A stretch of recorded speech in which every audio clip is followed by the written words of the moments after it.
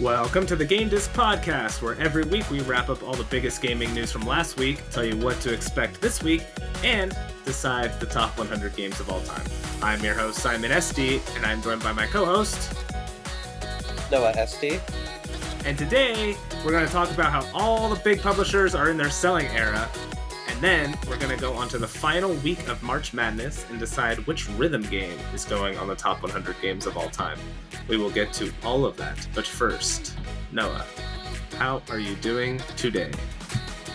I'm alright. I got really sick a couple days ago, and I actually ended up having to use a couple sick days at work for that reason, which is unfortunate. I'm starting to feel a little better. I'm on the tail end of it. I'm very phlegmy, but I'm not as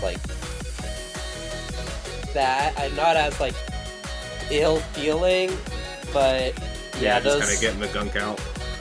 Yeah, those past 2 days in Tokyo, though, being very sick were pretty rough. But I am so glad to be back in Nagoya, though. Hello? Yeah, no, I'm here. Okay. I'm here in Nagoya. I'm really... My deepest condolences that you had to go to Tokyo. Yeah, I like how you're the thing you mentioned, it's yeah, but at least you go to a cool city. It's dude, I'm working, it's a job. It's not but alright, some now of us have to work a job not in a cool city. That's like saying, well, yeah, I got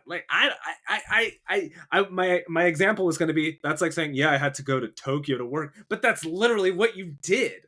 I can't come up with something worse. Yeah, you're right. You still are working, but instead of going home, you can go do something cool in Tokyo. And you were there for a weekend too. And so you still had a day. Yeah, but so first of all, that day was very disappointing. I went to the Square Enix Cafe to get a coaster for my girlfriend, but they were all out, so pretty much the only thing I really ended up doing that day was going to Carl's Jr. and getting a burger. So it's and that's the thing, it's yeah, it's cool that it's in Tokyo, but it's nice to go home to a nice warm bed. And yeah, when you go to a hotel, some hotels are cool, but this was just a business hotel, so it wasn't that nice. And yeah, I was man, I would have preferred to just stay in Nagoya. I got really nice pillow that I really like. I have a humidifier to help clear off if I'm ever feeling a stuffy nose or something. My humidifier helps me. So it's one of those things where it's it's a real prince in the pauper Yeah, I was gonna say, situation. Sorry, it's Tokyo doesn't have pillows to your liking and humidifiers. It's okay. I said, I'm back in Nagoya now, so everything's nice. By the way, also, as I mentioned, I had to use some sick days. One of those was a day going back to Nagoya, so I was very sick and I had to still travel back to Nagoya, which if I was in Nagoya, I wouldn't have to. I could just be sick at my home. And that is the one thing, when I did get home, I was damn, it's so much nicer being sick in my own place. That is true. It is always nicer to be sick at home. Yep. But regardless, regardless, with the exception of Envy, Simon, how are you doing today? Yeah, mostly just envious. I went to my job all week, not in Tokyo, in a much more boring city.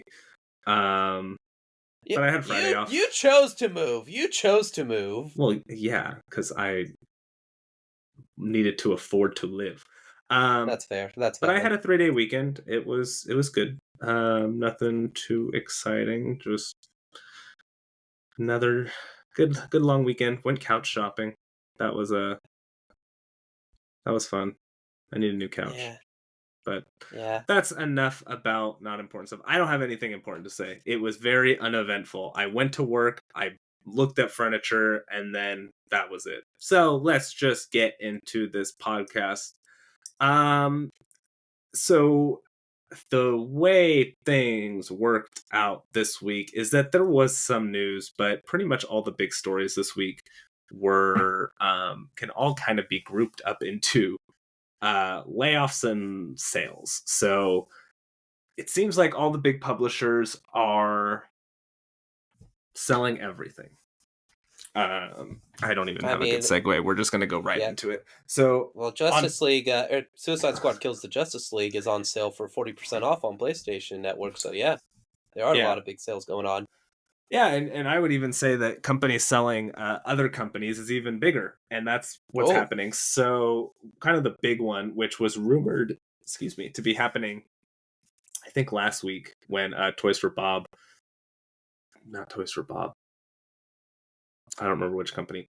One of the Embracer groups bought their freedom. Saber. It was Saber. Saber Interactive bought their freedom from Embracer. And around that time that happened, there were rumors that Gearbox was also going to be sold.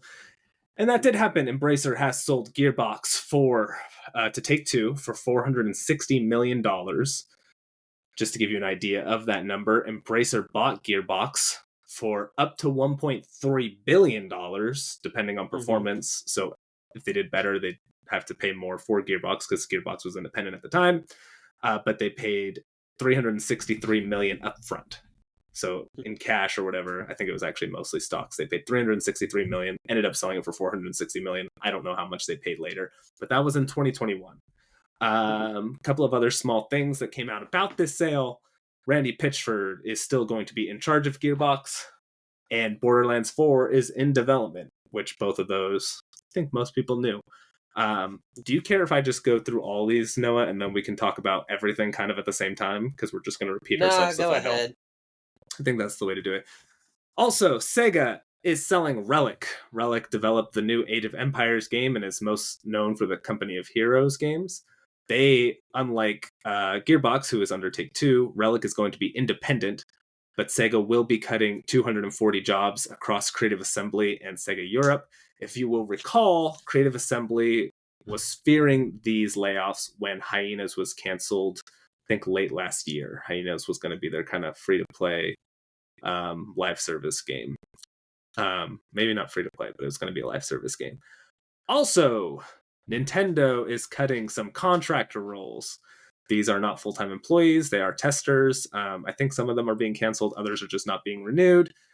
The reason this is happening... Did they say the N-word? No, I don't think so. Maybe they did. Well, you mentioned they were being canceled, so I thought, I don't know, maybe they said something inappropriate.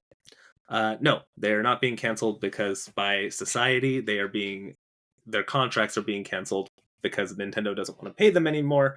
Because of the delay of the Switch 2, Nintendo does not have many games in the pipeline, which I think most people can see that. We really don't have an idea of what Nintendo has coming out in the second half of this year, if they have anything at all. And even this year, we've mostly just been getting remasters and remakes. Also, Certain Affinity, who is a developer who helps assist in a lot of games like Halo and Call of Duty, will be performing layoffs for the first time in its 17-year history. This is also because they are having trouble finding work due to the reduced amount of projects that are in development across the entire industry. And finally, GameStop is affected by layoffs as well, because people are just not buying games from GameStop, which surprises no one. So all of this kind of paints a bleak picture for the industry. I mean, you've got companies selling, smaller companies just to stay afloat, like Embracer, and in the case of Sega, you've got a lot of layoffs due to canceled projects or projects being delayed. In the case of also Sega and Nintendo and Certain Affinity, and then you've got just sales are down without these big games, which could affect GameStop. So it's. I mean, this all seems like a lot, and it is. And I think that kind of more than ever, this is really just dialing in on everything we've kind of been talking about the past couple of weeks, where these big publishers are making these cuts because they're scared to invest in anything because their sales are down and they want next quarter to look okay. And it's just going to be this cascading effect where if projects aren't getting developed now, they're definitely not going to be ready in the next couple of years with these long lead times. So where does the industry go from here? Yeah, and I feel like the Nintendo one is definitely the most unique out of all of them. It's not full-time employees, it is contractors. So it's expected for contractors to get their contracts canceled much earlier or have a lot less job stability than a full-time employee, which, correct me if I'm wrong, Nintendo is actually hiring now for more full-time positions, correct? I don't know that. Maybe. I so I believe that is what I've heard. I could be wrong, but I believe I that mean, you're Nintendo in is looking. Japan, so maybe are you Mhm. talking about in Japan or are you talking about in the US? I was talking about the U.S. That was just I just heard that they were looking at fulfilling some more full-time positions. So, um, I can always look into that later, and if it's not true, we could issue a statement. But regardless, contractors have a lot less job stability than full-time employees. So, it's something we've also talked about previously, whereas Nintendo, they are much more committed to its workforce. It's the CEO has taken pay cuts to avoid layoffs, and it is still interesting that this is the closest Nintendo has come to layoffs, which I think is honestly shows how worrisome the situation is, but also how good Nintendo is that they are able to just avoid laying off full-time employees. Well, and not to say like the contractors' jobs don't matter. Obviously, they 100% No. do.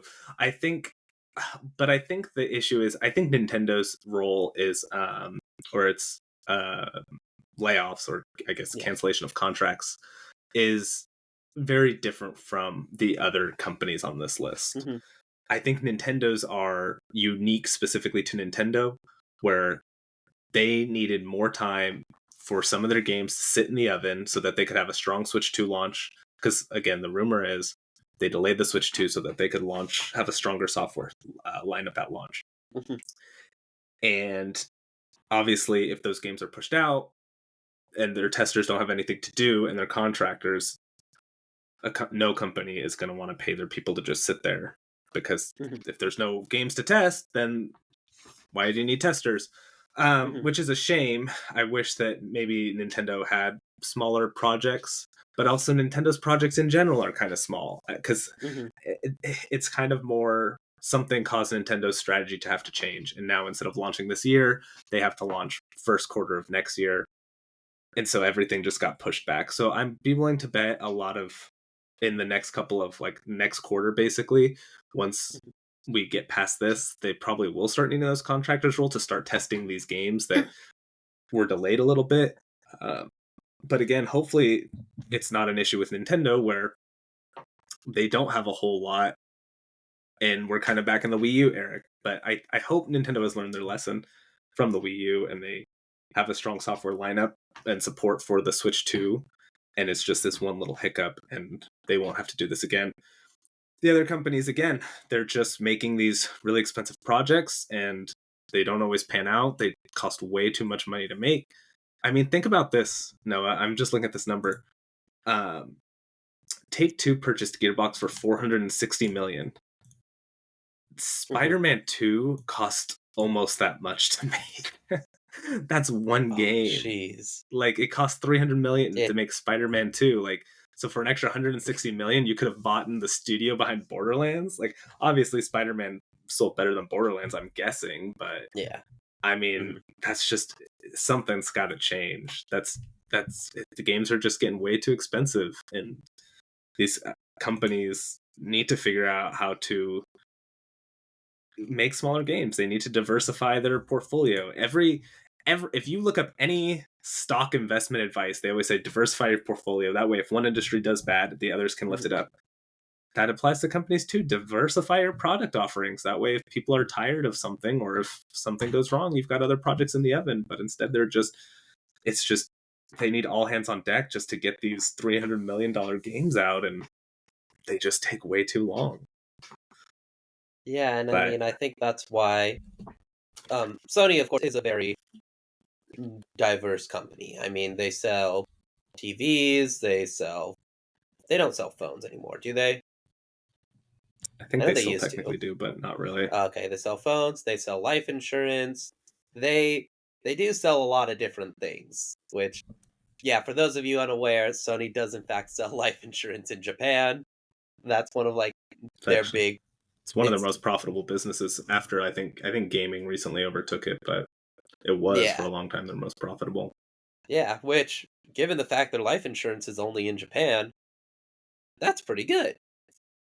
Yeah. And yeah, and even like with their gaming IPs, there's now like a Sony Film Studios. Last of Us is an IP they leased out and making a TV show for. A couple years back, they had that Ratchet and Clank movie. There's talks about a God of War series in development. So there definitely are avenues of using your IP in a different way, using your IPs in ways besides just gaming. But yeah, I think it is one of those things where it's like Borderlands, personally, I feel like could be a very good double A game series because, Oh, it should be. It's got a yeah, cheaper art style. It's not hyper realistic. It's not. I mean, they don't need celebrity actors. You just need, yeah, good writing, which they've already got there. I think you're yeah. right. And I mean, you don't need to hire a ton of voice actors. You just need to hire a couple who can do a lot of like a lot of voices. And along with that, like I know the newest game sales weren't the greatest, so with a lower budget, then it's lower expectations. Yeah, I will say you brought up Sony, and I think that's a good point. But Hmm. even Sony, who is generally pretty good at diversifying their stuff, they're having the same issues. They don't have any games this year. Yeah. They truly, there is no Sony first party game until at least the next fiscal year. Hmm. So April 2025 is when we might see the next game. Yeah. Because they kind of did the same thing. They jumped onto kind of their big AAA narrative bandwagon, and Hmm. those games just cost too much to make. Yeah. Um, all right, are But you ready to go into our feel good story of the week, no, or we didn't talk about another one of those companies. You mentioned one that stood out compared to the other ones that we didn't even touch on. GameStop? Yeah. I mean, because there's nothing to say. Of course, Well, nobody's buying it from GameStop. well, this is the thing. Well, I'm sure Wall Street Bets is excited to hear about that. But I mean, so I no, because think they all own GameStop stock, and now it's worth nothing. I think. What's it at? I'm curious. What is no, they GameStop stock? I believe they sold their GameStops. You know a lot more about stocks than I do, but what I thought happened was they bought the stocks in GameStop and then like because a lot of people expected the stocks to drop, they So basically, the way it works is it's just how screwy stocks are. Mhm, You can like basically borrow stocks. It's this is the dumbest thing ever. You can borrow stocks. So let's say I have 100 stocks of something, Noah. mhm, You can borrow those 100 stocks from me and then sell them.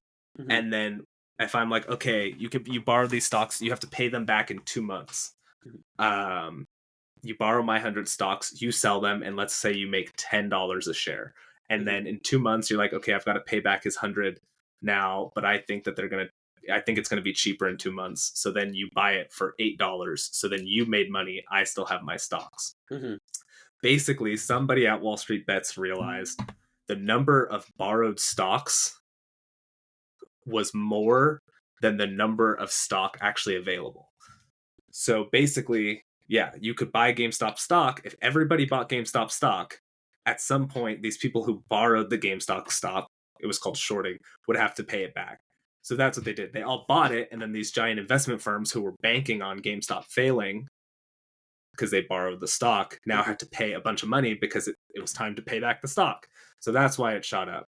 Oh, okay. I thought they sold the stock back to them.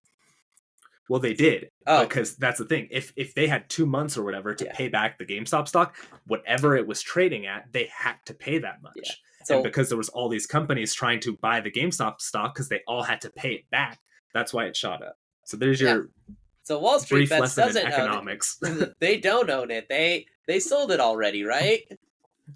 Well, the idea was if you held on to it, there'd still be less, which would drive up the price more for people who were selling it. Gotcha. Because if there's, let's just say, simplifying everything radically, if there's 100 shares available on the stock market, but there's 150 people who borrowed shares, and only, obviously the price is going to be higher if only 50 sell their shares versus if all 100 sell their shares. Does that make sense? Yeah, but regardless, this is At something this point, I that think they've all sold them, so now it's down to yeah, like $12 when it was at one point like 150. I think it's back to where, well, it's still, I think, a yeah, little high. It should be probably closer to like a couple bucks. yeah. But regardless, this is something that the long and short of it is that this is something that people saw coming. GameStop has been on a decline for a long time, and it's something that it's not surprising anybody that they're having problems. In fact, the only reason they really got a boost was because of the Wall Street Bets thing. And it's GameStop has been in a very odd position for a long time. They pretty much were like, they started selling a lot of merch. That was like the big thing that they started doing lately. They also, I believe, had plans of converting their stores into selling more tabletop games and kind of being more of a tabletop space as well. But I feel like the biggest issue with GameStop was when GameStop first started, they were like a retro game store essentially. You could buy older generation games, obviously not like Atari or that kind of stuff, but you could definitely buy games from like the last generation or like the last two maybe. And it was a place people could just hang out, have fun, talk about games.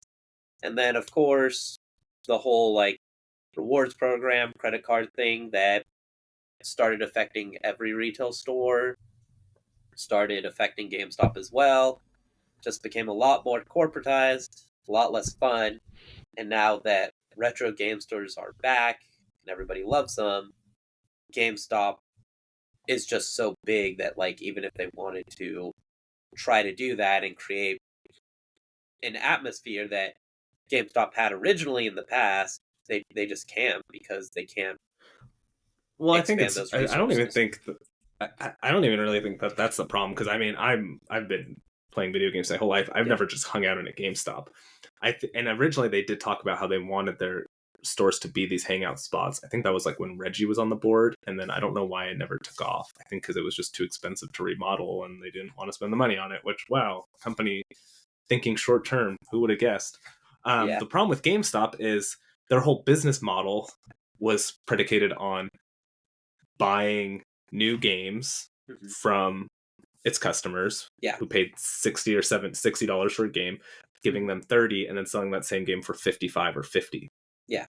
Problem is, now that games are moving more and more digital, that market of people who are buying physical games are shrinking. So you've got Mhm. less people willing to trade in their games and less people actually looking for used copies, because they'll, most of the time they'll just download it anyway.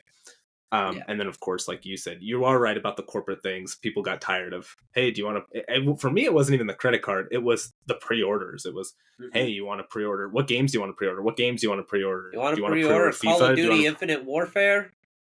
Yeah, do you want to pre-order this? And then it's like, and then they also did this stupid thing where it's like, to push pre-orders, they like wouldn't keep new games in stock. So it's like, if you go in, hey, do you have the new Call of Duty? No, we only got enough for pre-orders. I remember I bought my DS, my 3DS. This was when the 3DS came out. Yeah. This was in 2012, so 12 years ago, before GameStop was even in this bad of shape. I was like, hey, do you have the new Animal Crossing or something? And the guy's like, no, we don't. I was like, oh, okay. It's like, that's why you always pre-order. Like, my guy, it's like, oh Chill. god, I'm picking up the console today. Like, I didn't. It was kind of spur of the moment, but and that kind of stuff has happened before. Where they're like, oh, we only have Yeah. enough pre-orders. So I don't know where GameStop goes from here. I think their pivot to kind of a merch store was not a bad idea, but clearly it didn't pan out. They're kind of floundering with their rewards program, which they was $15, but I think they were losing money. And I talked about this like months ago, how for $15 you could get a $5 gift certificate every month and just use it for digital currency. Then they changed it so you can't do that, and now it's $25 a month. Mhm. But you still get $5 off any item, but you can't use it on digital currency. I'm just Yeah. like, I That was haven't why really I used did mine the it. past couple months. Yeah, that was why I did it too, and Mhm. now they changed it and I can't Yeah. use it. And I'm like, well, I don't know what I'm gonna do now. So Yeah. I don't know where they go from here. And even like you said about the retro games, I think that's a good pivot. But I know where I live, I have a huge retro game Mhm. store, but the guy specifically goes out of way to buy collections, and I don't see how a corporation could do that. I guess they could. They have enough money where they could have somebody in charge of just buying giant collections and distributing them to either online or to their individual stores, and maybe that's what they should do. But Yeah. again, I think they're just too profit driven. They're too profit driven to Yeah. want to invest in themselves, which is making them lose profits. Yeah. And so two things that you mentioned I want to talk about. One, even though we didn't really like hang out at a GameStop, we still spent a lot of money and time in them. I Oh yeah, yeah, remember yeah, yeah. at one point, like, one of the employees said that, like, yeah, I recognize you to our mom just because when one of us wanted a game, she would go with us. So it's like, even though I don't think they recognized us, they recognized my mom just because we spent so much money No, there. that's you're right. You're right. We definitely And went. You're right. We did pick up our games from GameStop. Yes. yeah. And another thing too is like, I feel like GameStop is too big, even if you have somebody who. So we have a retro game store that is close to your house, and do you want to shout out the name, Simon? Want to give him a shout No, out? because that'll dox myself. That's alrighty then. So there is a retro game store, and they are he like you said, he has a great inventory, a lot of collections. He goes out looking for collections. But the thing that is great is he has only one store, so he all of his best inventory is in that store. Whereas GameStop, though they have the resources to find more collections, they also have a lot more stores, so they just wouldn't be able to go Yeah, it'd have around. to be online only. But if you buy them, you're right. I didn't even think about that, but you're right. If you buy a massive Yeah, collection and you toss it online, well, cool. You got one copy of Chrono Trigger to sell to one person. yeah, and it's like I know there's It a just comic. doesn't work. Yeah, and I know there's also like a comic book store that a lot of comic book stores do kind of similar stuff, but comics were also just everywhere at the time. So there is more inventory and they're also a lot easier to store and they cost a lot less money to make at the time. So there is more and more Yeah. of an investment, which Well, and yeah, even then, that's I don't know if there was like a GameStop for comics. I don't know if that would still be around.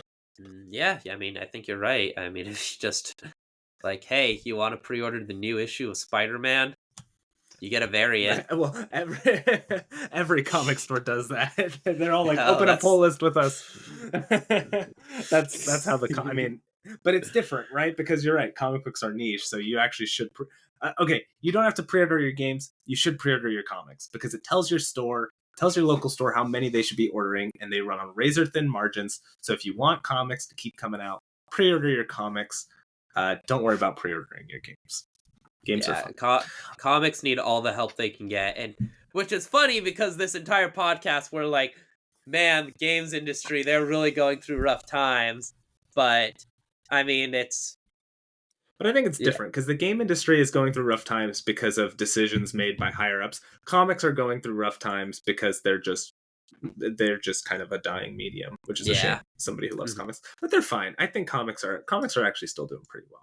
They're yeah, obviously it's not like it's never going to be like it was where you could just pick up a issue off the rack at your Yeah. newspaper stand. But with digital comics and stuff, comics are fine. All right, now do you Yeah. want to go into our feel good story of the week? Yes, let's go ahead and let's do it. Uh, I'll read it since I wrote it down. I Yep. don't know if you've played this game. um, it takes two. Little Uh-huh. small game that probably didn't cost much to make. Has sold 16 million units. It came out 3 years ago. 16 million units in 3 years. That's pretty good. That's better than Final Fantasy VII Rebirth, which I guarantee cost a lot more money than It Takes Two. Yeah, and that's pretty much the thing is the EA original titles are really interesting because it pretty much is just EA's AA games, which I believe the first EA original title was A Way Out. And it's pretty interesting because EA at the time was the most hated. I believe Reddit voted them the most evil company in the world around that time. And so the EA originals being like AA games was actually very innovative at the time. And it takes two Takes Two sales really show how good of an idea it was. I remember one time I was hanging out with like a girl and she saw It Takes Two and she was like, "Oh, that's an award-winning game, right?"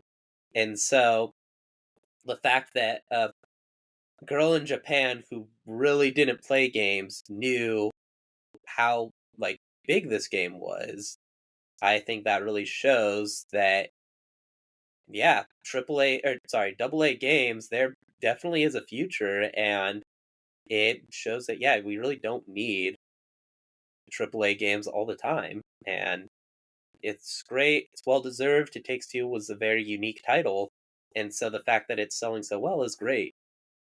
Yeah, I hope we keep getting more games like that. Yeah, I mean, Um, Immortals of Avium is coming to PlayStation Plus for this month, which I'm actually excited because I didn't buy the game, but it was something that I was always intrigued by, and maybe I might like it, maybe I won't, but I'm glad I'm going to be able to play it next month. yeah, that's a bad example. Well, a game like Why? Why?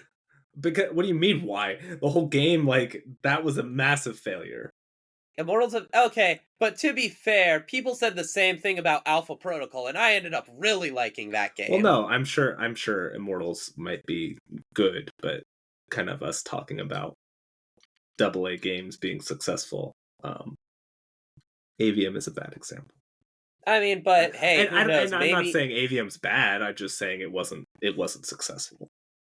yeah, but maybe now people will play it on PlayStation Plus and will be like, "Oh, this game actually is a lot better than I was expecting it to be." You know what? You're probably not wrong. I bet that will Mm-hmm. happen. All Yep. right. Now for our conventions this week, we've got SciFicon in Lake Charles, Louisiana from April 5th to 7th. What So did you want? the one time I don't just go into the next one expecting you to say something, you don't say anything. Do you want the snarky answer or do you want the honest answer? No, I don't want any answer anymore. Well, I'm gonna Uh give you the honest answer. I so usually when we do this, I have like the notes up in front of me, and today I forgot to load them up, and I was like, it's not too big of a deal. I'll just listen and then go on with it. I kind of know the big stories. And then right when he said moving on to conventions, I was like, shit, I need to make it so that I can comment about anything. Well, you know what? Simon hates it when I comment on the names of them anyway, so I'm just not gonna do it. well. All right. SciFicon, Lake Charles, Louisiana, April 5th to 7th. Midwest Gaming Classic in Milwaukee, Wisconsin from April 5th to 7th. Do they serve Milwaukee's best there? You know what? They probably actually do. Makes sense. 8 I Bit mean, it's their best Con. con. God damn it. 8-Bit Con, Detroit, Michigan, April 6th to 7th. I don't want to say anything because I'm scared of Detroit. Moving on. FAX 2024 in Gent, Belgium, also from April 6th to 7th. This one's being in Gent, Belgium. Facts. No, that's pretty good. Thank you. Manchester Anime and Gaming Con, Manchester, UK, from April 6th to 7th. Hey, Noah, where do you think Manchester Anime and Gaming Con is? Going off of history, I'm going to guess not Manchester. Oh, by the way, you and I are absolute morons. I mean, I knew no, that, but why specifically? Where's Louisville? Louisville, Kentucky. Okay, I'm a moron. I was thinking Louisville was in South Carolina. So that convention that was called Louisville was at least in Kentucky. It just wasn't in Louisville. It was, but I'm guessing it was close to Louisville. Yeah, I mean, I'm sorry to anybody that listened to the podcast who is from that area or went to that convention. That's... You got nothing? Nah, I got nothing. Kind of like the things that Louisville has. Oh, God. I'm sorry, people of Louisville, but also, and finally, the Supernova Comic Con and Gaming, Melbourne, Australia, also from April 6th to 7th. I hope Nothing they have good soup, Supernova, because it's the Supernova. Yeah, because that's what a supernova is. Yeah, it's like really hot soup, right? Like it's when you're like super salad, and I'm like, I think, you know what? I'll have the soup. I'm leaning towards the soup, and then it burns your tongue, and it's like, oh, I wish I got the salad. That's a supernova. Yep, that's exactly what a supernova is. Google so it if you don't believe me. That's conventions this week. If you're going to any of those, let us know how they were. And let us know how the soup was. Games this week. Not very many. Only 2 of them. Both of them coming out. I didn't put a date for Freedom Planet 2. But this week we've got, Deceit 2 and Freedom Planet 2. Deceit 2 is on PS5 and Xbox Series X. Freedom Planet 2 is on PS4, PS5, Switch, Xbox One, and Xbox Series X and X. Nothing about those? No, not really. I'm glad Freedom Planet 2 is getting a sequel. I actually didn't know that. Heard about the original and how it was a very Sonic-inspired game, so yeah, good on them for getting a sequel. Yeah, that's cool. All right. No new game draft update this week. Still waiting on our next couple of games. So let's just get right into our final week of March Madness, where we're going to do rhythm games. All right. So, no, you've got the list, right? Yes, I do. You'll take us through this one. Yeah. So, for round 1, we have Guitar Hero versus Beat Saber. Round 2. Oh yeah. So real fast, just to kind of give people. Sorry to interrupt. It's annoying, huh, Noah? Yeah. I don't like it. We are just kind of doing franchises because all of these games are so similar anyway. And then at the end, whatever round franchise, 2, Guitar Freak whatever franchise kind of wins. No, I think it is important. We should say how we're actually doing it. Whatever franchise wins. Yeah, I just wanted to interrupt you just to remind you to know your place. I guess so. Anyways, whatever franchise wins, that is, we'll pick kind of which game is representative of it on this list. So now, Noah, can you please start from round 1? Yeah, so round 1, Guitar Hero versus Beat Saber. Round 2, Guitar Freak versus Hi-Fi Rush. Round 3, Rock Band versus Rhythm Heaven. And round 4, DDR versus Elite Beat Agents / Osu, which is the Japanese version of it. So, we're going to start with round 1, Guitar Hero versus Beat Saber, which, boy, that's a fight, right? Yeah, I mean, I think both. I mean, I think both of these are pretty cool games. Yeah, that is a tough one. Because it's like Guitar Hero was giant at its peak, and for good reason. Whereas Beat Saber is like the V. Actually, it's not even the VR like the VR game. Beat Saber is the VR game. Yeah. But I feel like um I think for me I've gonna gotta give it to Guitar Hero. Um my reasoning is Guitar Hero, you're right. Beat Saber is kind of the VR game, but I feel like it's the VR game because it's VR and it is kind of the one Hmm. VR game people can play. I think Beat Saber's success is more due to it being a VR game than it being like a rhythm game, if that makes sense. Hmm. Obviously, kind of combining those two is what made it so successful. But I think that Guitar Hero, like, I think Guitar Hero not only had a bigger impact, like pretty much everybody had a PS2. It was the most successful console of all time, and everybody Hmm. had some version of Guitar Hero. Um, and I think, and it really did kind of, obviously there were rhythm games and music games before Guitar Hero, but I think Guitar Hero is when everybody, like all the big publishers, wanted a rhythm game. So I've got to go Hmm. with Guitar Hero. Yeah, I. Oh man, I'm not sure honestly because it's like. mm, All right, I guess I'll go with Guitar Hero. It's the right So answer. it is. So now moving on to round two, Guitar Freaks versus Hi-Fi Rush. So a lot of people don't know what Guitar Freaks was, and what it was I believe 1999. It was a arcade game that was released in Japanese arcades. There were versions that did make its way over to US arcades, and it's essentially this game is it's Guitar Hero. Like whereas Guitar Hero has 5 buttons, Guitar Freaks has 3 buttons instead.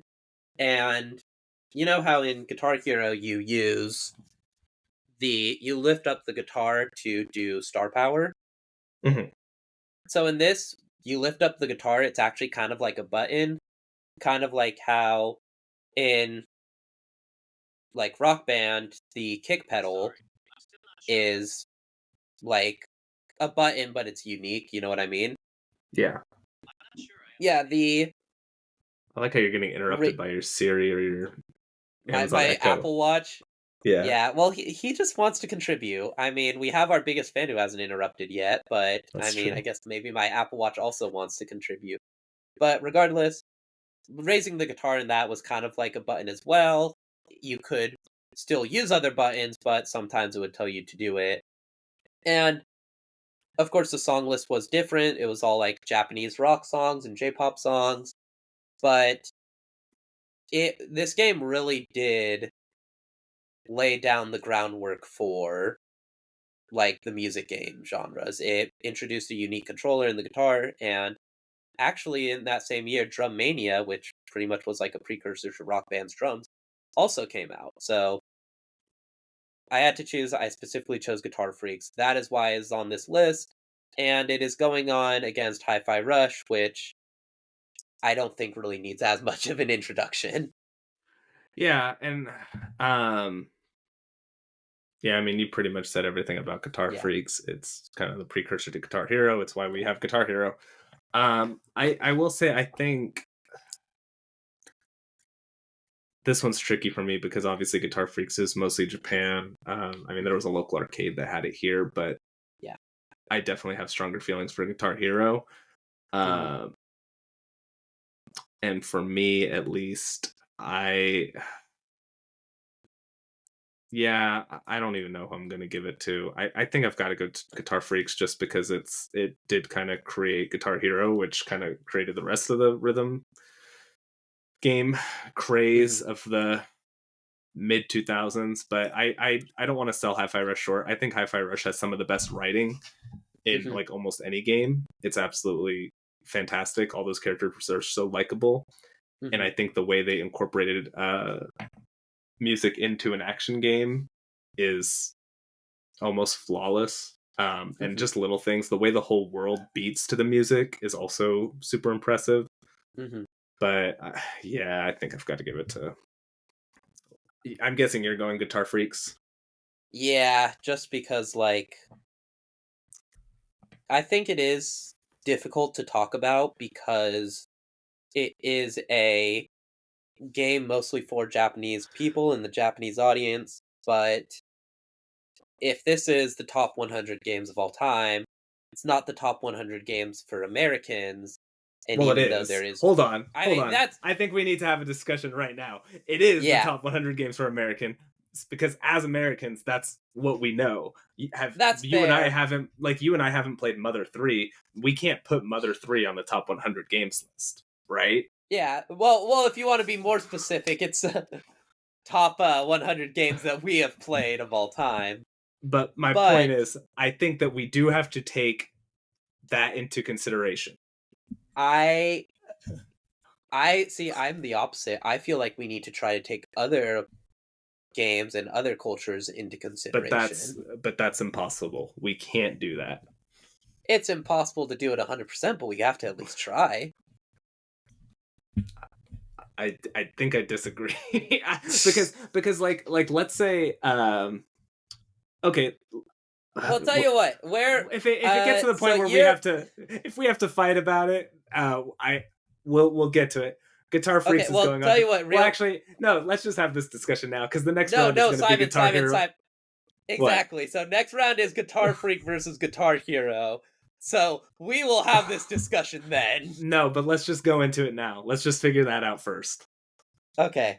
because that's going to take I longer. So you think Guitar Freaks needs to go over Guitar Hero? I do just because like it's it did more. Like Guitar Hero really all it did was add a button or add two buttons and star power. Didn't even create the mechanic for star power. Or I mean, sorry, didn't even create the unique motion for star power. It just was like, oh, well, instead of having this be a button, have it be like a power up. Like that doesn't differentiate it enough for me. Like we talked about a major thing is innovation versus perfection. I don't feel like that is enough changes or enough to really perfect it. So that's why going forward, I will say, yeah, Guitar Freak beats Guitar So Hero for me. I disagree. For one, Mhm, like I said, we don't. For all you know, we weren't in Japan when Guitar Freaks was big. We don't mhm. know how big it actually was. I What will we say do it is. know, what we Oh, do sorry, go know is ahead. that what we do know is that Guitar Hero was everywhere here. On top of that, Guitar Hero was definitely wider globally than Guitar Freaks ever was. I guarantee you there was more people playing Guitar Hero in Europe than there were in Japan. So you can't, and that's why I'm kind of saying we can't really talk about what happened in other countries because we weren't there. We don't know the impact of Guitar Freaks, right? What we do know is the impact of Guitar Hero. And so I feel like us putting Guitar Freaks on the list is us just saying, well, it might have been bigger. But even if let's just assume all things being equal, Guitar Freaks was this huge arcade game. It did everything perfect, and then Guitar Hero came along. I still think Guitar Hero, while maybe it pretty much copied everything, I think a couple of things it did better, licensing.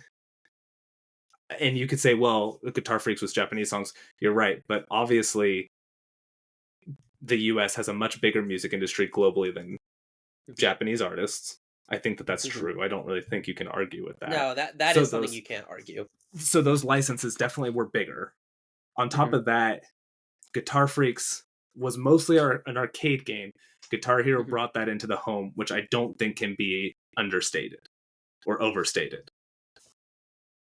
See, I think that. So first of all, you said about let's talk about the legacy. Guitar Freaks is still having games made to this day. There is a close to my house. There's a game center that you can play Guitar Freaks, and it has the opening to Demon Slayer on it. So this is a big deal to this day in Japan. And But it's in Japan. um yeah, that's fair. And another thing too is, all right, fair enough, licensing, that I'll give you, that is a good point. US music is more popular than Japan. And while I will say as a kid I played Guitar Freaks before I played Guitar Hero, and while I did end up liking the when I did play it, I thought it was cool because it was like, oh, it had the Rurouni Kenshin song. Whereas as a kid, I wasn't really into Western music. But I will concede on that point to you. US music is bigger than Japanese music. The last one is bringing it to home console, which I don't feel like that is too relevant because I feel like the point of this is the best games of all time. And so if they essentially perfected it in the arcade, I don't think that just bringing it to the home console and making it more popular is that big of a deal. Like, this is the best games of all time and not what's more popular. Oftentimes, perfecting it can make it more popular, but I don't think they really perfected it. I think they just changed the language and that's it. And that's why, from a purely gameplay and aesthetic standpoint, I think I have to give it to Guitar Freaks. Okay, so let me ask you this: going, you got 100 people. You're gonna tell 100 people to go play Guitar Freaks. Let's just say they're from every country. You're gonna tell 100 people to play Guitar Freaks over Guitar Hero.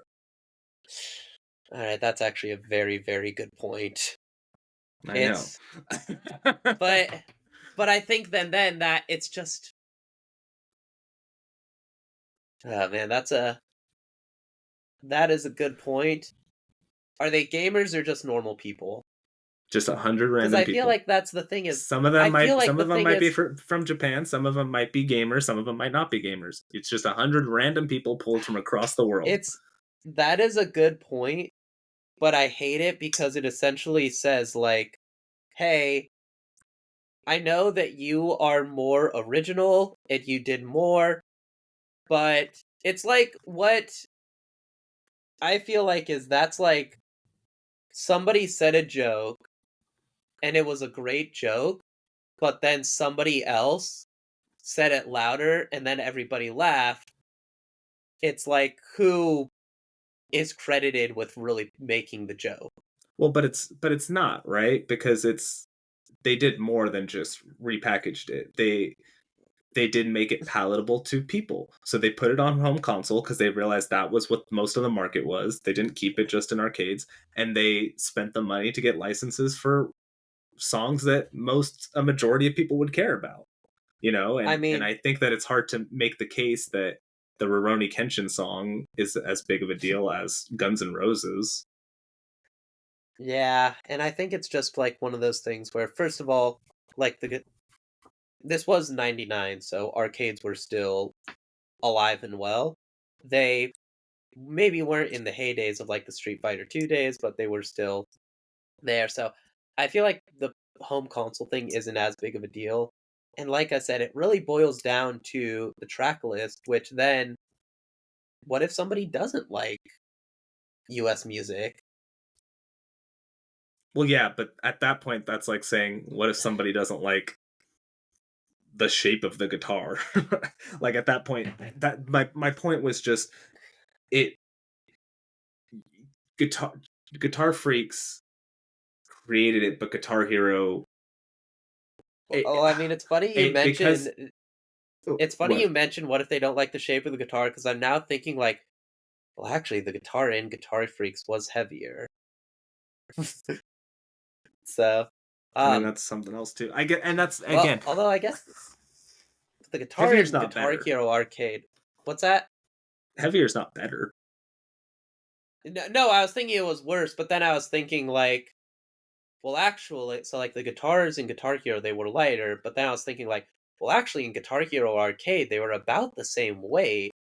Which that's the thing. Guitar Hero copied Guitar Freaks with its entire gameplay, and then they made Guitar Hero Arcade, copying it even more. It's a big fuck you. I think Guitar Hero deserves to get on the list. It had a bigger impact. It just did. But we wouldn't have Guitar Hero without Guitar Freaks, and I feel like Do you think that's true? it didn't But you can't say that because Harmonix was kind of doing its own thing. They may have gotten there eventually. eventually, but while Guitar Freaks was going on, Harmonix was making Frequency, which used a PlayStation controller. And that's what Frequency felt like. So Frequency felt like, hey, let's make a music game for home consoles, whereas Guitar Hero was, hey, let's bring an arcade game to home consoles. Because I'm pretty sure, correct me if I'm wrong, there were still like around this time, there were still arcade games being brought to home consoles, like even something like House of the Dead with a light gun. So Remember it wasn't when Time like Crisis nobody went to PS3? Yeah, and there's like That Time weird Crisis controller with like a gun on it. It was like half a Well, PS. yeah. It was like half a DualShock or whatever, and the other half was Well, a gun. it was even Time Crisis on the PlayStation 2 they did it. Oh, I don't remember the PS2 one. I just remember the PS3 one. Anyway, that's off topic. Yeah. I cannot, in good conscience, let Guitar Freaks on the list because I cannot speak to its impact. I wasn't there, but what I do know is that Guitar Hero was everywhere. In the few arcades that is still around, at least in America, they have a Guitar Hero machine. They don't have a Guitar Freaks machine, and I think that given, like I said, it expanded it. It blew it up. You're right. Guitar Freaks, if we're talking, we've come to this before, if we're talking most influential, yes, Guitar Freaks would go on this list, but we're not talking about the most influential games, we're talking about the best.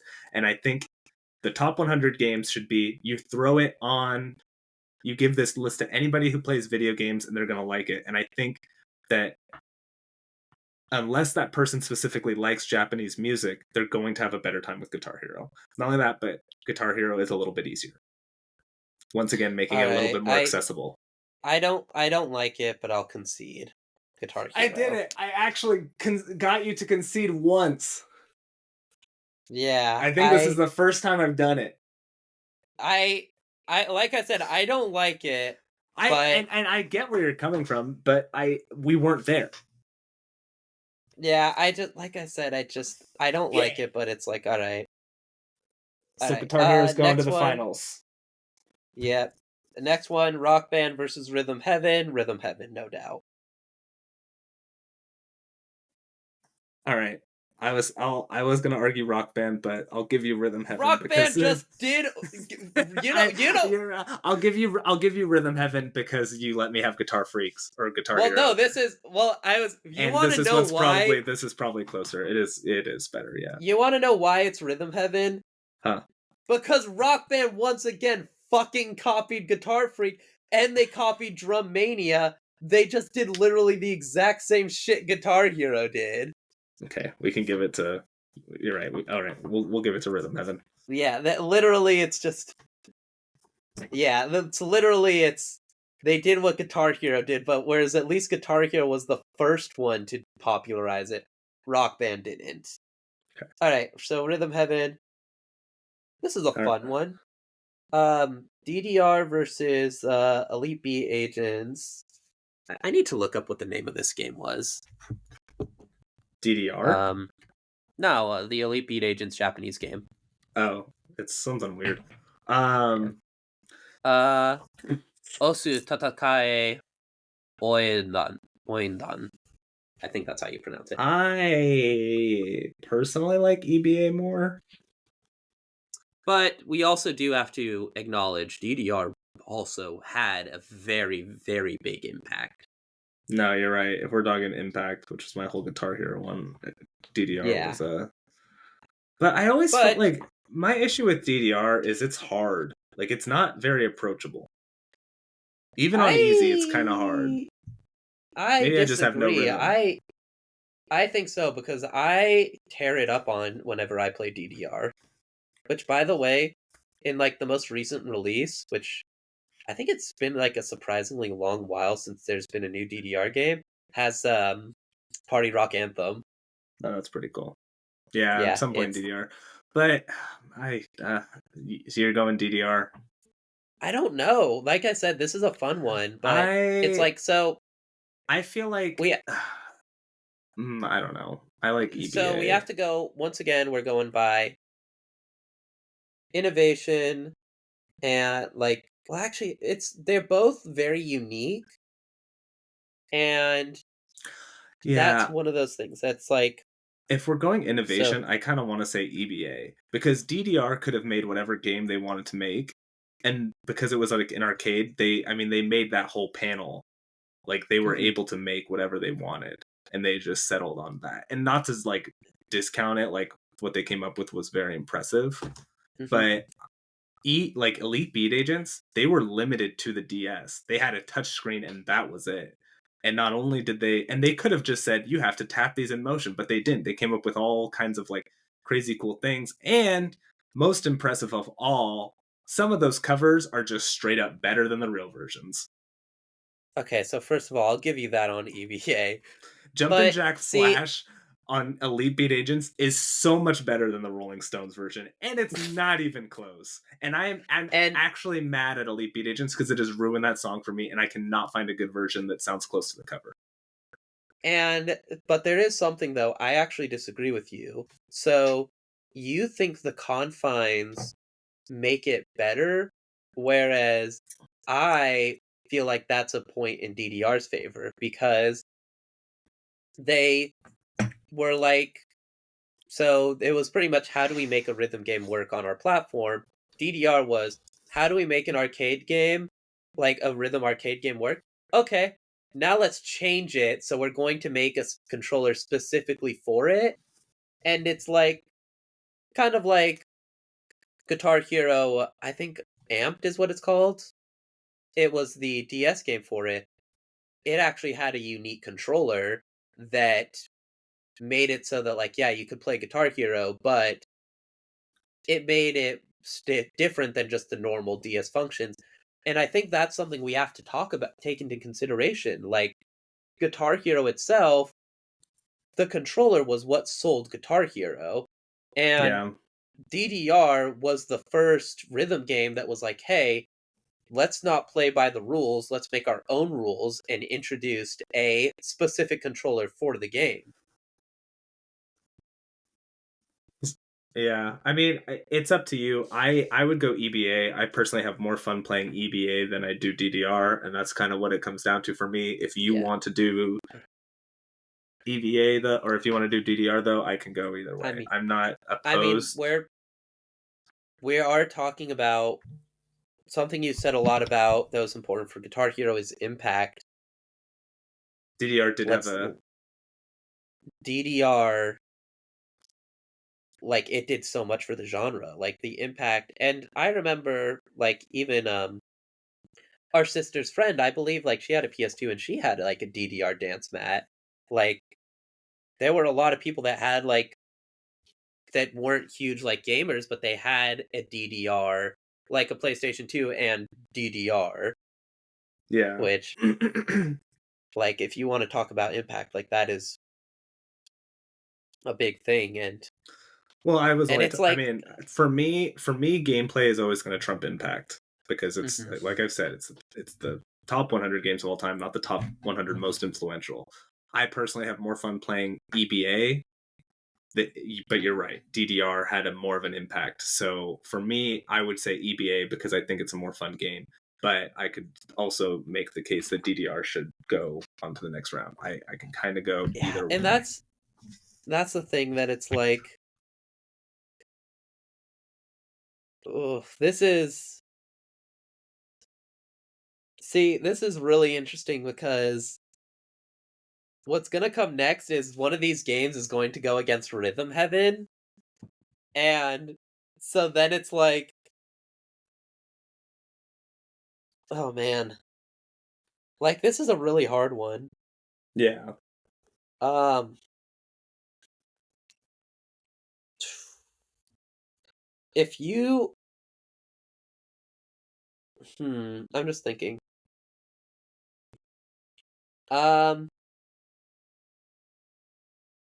I like this is a really difficult one. Like, if all right, I think if we're going to go for you, you don't think impact, innovation, popularity. You think all of that is irrelevant. You mostly just think how does it play. I think that simplifies it. I think those things do take into account, but at the end of the day, if I had to play EBA or DDR right now, I pick EBA. I just personally All right, prefer it, but I understand that DDR all right. is I'll more I'll go important. with I'll go with EBA. Really? Yeah, I mean, like if you truly believe that like innovation and such is less important to just beat by beat gameplay, I will go with EBA. Now you have me second guessing myself. No. Well, I'll tell you what. So, No, all right, the let's do reason why EBA part because of the let's. reason why is also we have EBA versus Rhythm Heaven. Yeah, The winner of that's going against Guitar Hero. So that's when you're going to decide what's more important, popularity and innovation versus solid gameplay. I'm gonna have to kill my darlings.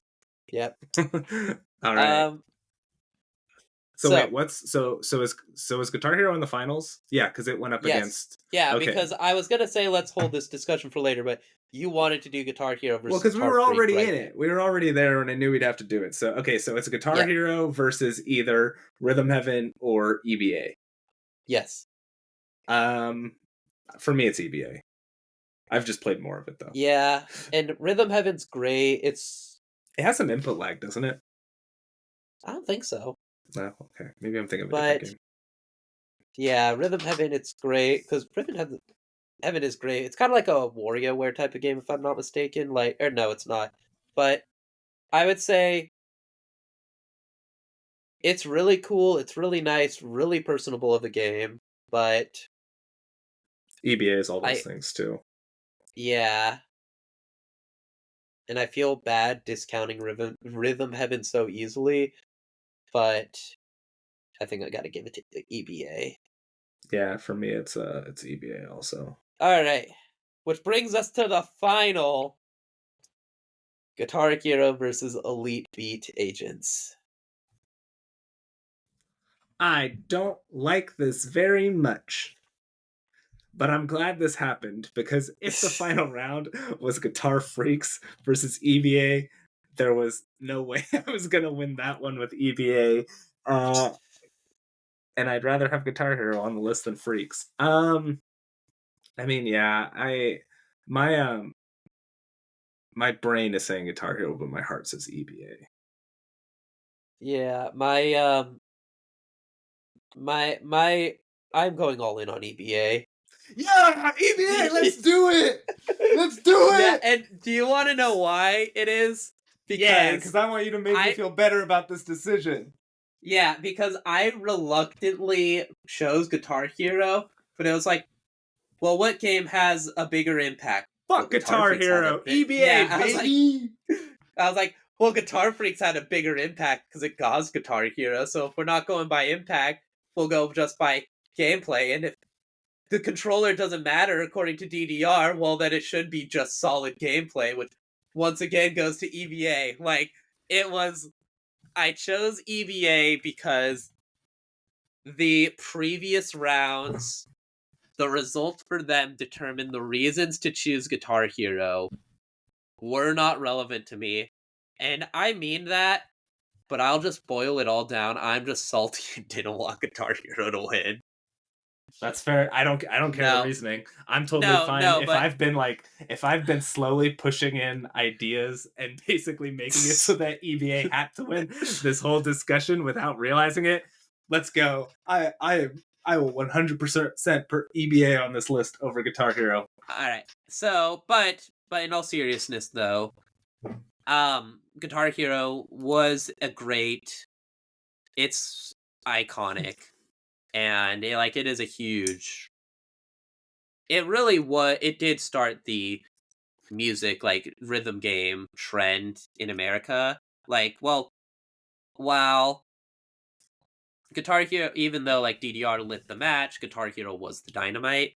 But just while talking about it, I think that, and just going through this list, I feel like what we've determined to allow something to pass on, it's not as like the things that Guitar Hero's biggest strengths were not compared to EBA, or just don't work as well. But now this is the last part, Simon. Do you remember what you said at the very beginning of this? No. You said that we would have to you said that we would choose which franchise Which one to from the franchise? put at the top. Um, Now, Elite Beat Agents has 3 games in this genre, with Elite Beat Agents being the US version, and in Japan being Os Tatakai Oindan 1 and 2. it's elite. We're just gonna put Elite Beat Agents because it's the same game. It's just localized. Uh-huh. And if I put so whatever, anybody listening to this is not gonna know what that is. So we're just gonna do Elite Beat Agents. Tell you what, let's do Elite Beat 8, which if you don't want to do this, that's fine. I say we do a tie Elite Beat Agent / Os Tatakai Ondan. Sure. I mean, we can have them share the same spot, but I guess to me it doesn't matter. Will that make you feel better? Yes. Okay, if that will make you feel better, because the way I see it, that game only came out in Japan. Elite Beat Agents came out in North America, Australia, and Europe. So we're hitting most of the population by just saying Elite Beat Agents, and it's literally the same game. It's just the music's different, and I guess the background. It's the same game. It's localized. So I will put it, because it is literally the same game. I will put. Well, I mean, but Osu. They got Ready Steady Go in the Japanese version. No, yeah. But what I'm saying is, it's the same game. It's just localized. I mean, it'd be like saying that's like saying like what's that one Trails game? Kuro no Azure or whatever. Kuro no Owl. And we're also gonna put Tales to Azure or whatever. It's the same game. It's just localized. I mean, but if it makes you feel better, I will put both. Not to mention, Osu managed to get a sequel, whereas EBA did not. No, I'm putting both. It's the same game, though. Elite Beat Agents technically got a sequel too. It's called Osu Tatakai Oenden 2. Because it's the same game. It's the same game. It's just localized. I have it. I put it at 90. Put it at number 90 on the list. Are you okay with number 90? Yeah, I think 90's fair. Okay, yeah. Elite Beat Agents / Osu Tatakai Owenden is at 90 on the top 100 games of all time. I like that. That was good. All right, I think that is fair. This, but we got there, and I'm fine with that. I'm gonna just do. I think it's been a while since I've done a quick read through. So, number 100, Doom 2016. Number 99, Star Fox 64. Number 95, Luigi's Mansion. Number 90, Elite Beat Agents /Osu Tatakai Owenden. Number 83, Dead Space. Number 80, Baldur's Gate 3. Number 70, Halo 2. Number 56, Silent Hill 2. Number 50, BioShock. Number 31, Metal Gear Solid 3. Number 30, Call of Duty Modern Warfare 4. Or Call of Duty 4 Modern Warfare. Number 25, Super Mario Odyssey. Number 16, Super Street Fighter 2 Turbo. Number 15, Metal Gear Solid. Number 11, Metroid Prime. Number 10, Shadow of the Colossus. And number 9, Halo Combat Evolved. Yeah. I'm looking through like the track list for this game, and I'm like, it's kind of funny. I don't know most of these songs, but I know most of like the artists associated with them. That's kind of funny. Yeah. Alrighty then. All right. Before we get out of here, Noah, what have you been playing? So, I have been playing So as I mentioned before, I've been playing Armored Core, Hi-Fi Rush. I I started playing Armored Core like again, started like part 2 or my second playthrough, and I got like the first change, which is during one of the missions in the first playthrough, you are pretty much just work with two guys and then you just kill some generators or something. But in the second playthrough, you actually get a message from the like group that has the generators, and they're like, "Hey, we'll pay you double if you take out your two like allies," which I thought that was really cool. So it is kind of cool how they're changing it.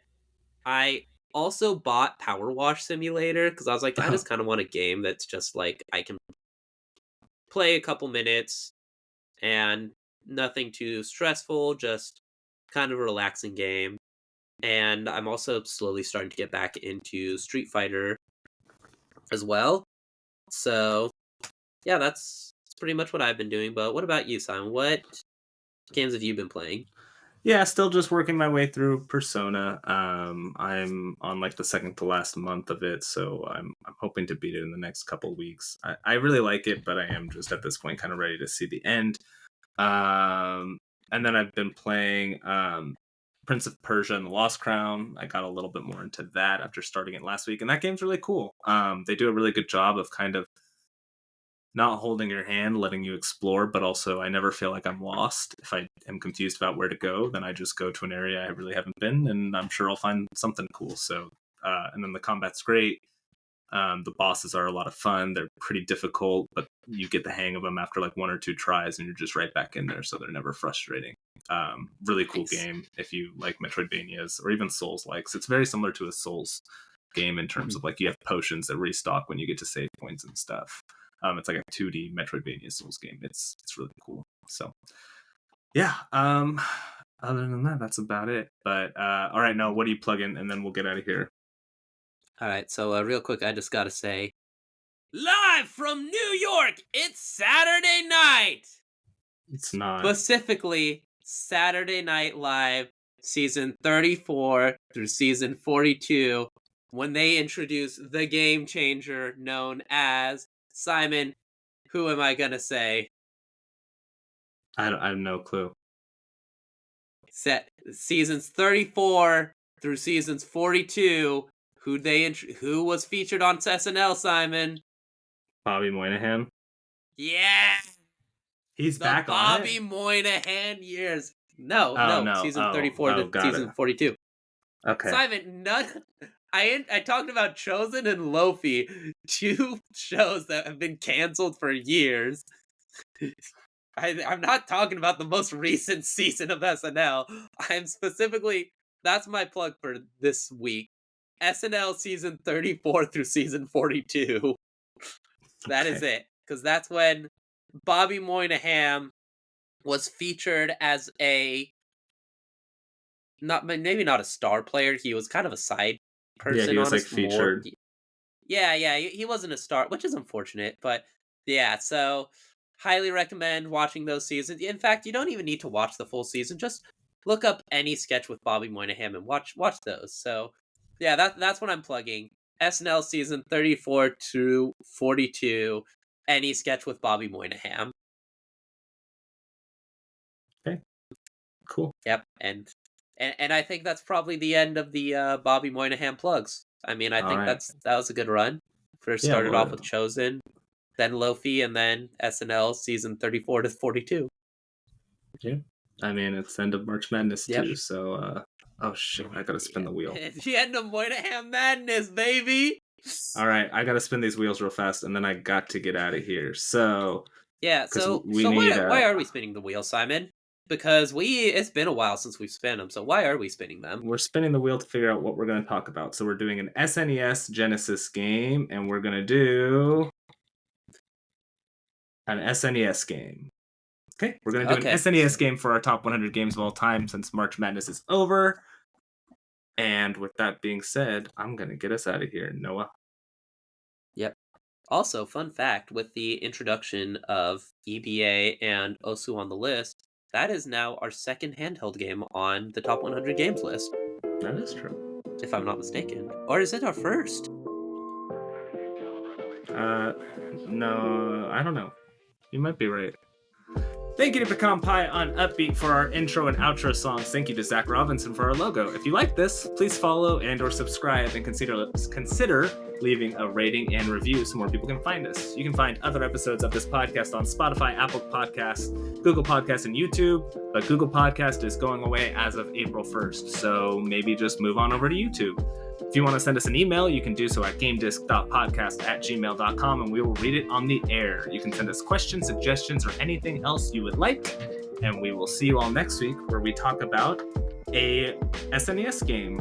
I don't know which one, but we will talk about an SNES game.